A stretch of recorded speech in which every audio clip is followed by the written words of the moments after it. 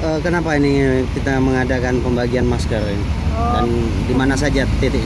Pembagian masker ini karena sekarang udara sudah sebenarnya sih sedang untuk ISPU kita, tapi kita hari ini membagi lebih kurang 4.000 masker di 3 titik. Rencana di Bakung, di Tugu 32, sama di depan Dinas Perhubungan ini. Yang kira-kira akan kita bagikan 4.000 lebih masker. Gimana Bu untuk tingkat ISPU ini sekarang?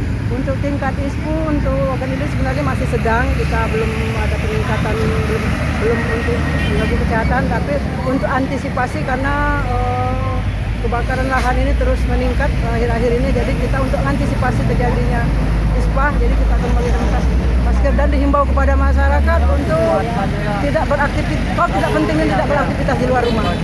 Kalau mau keluar rumah bisa menggunakan masker. Gimana cuaca sekarang? Kalau cuaca sekarang sebenarnya seperti yang kita lihat, memang beberapa hari ini masih terjadi kebakaran, tapi belum terlalu mengganggu kesehatan. Intensitas udara Bu? Apa? Intensitas udara? Intensitas udara masih bagus.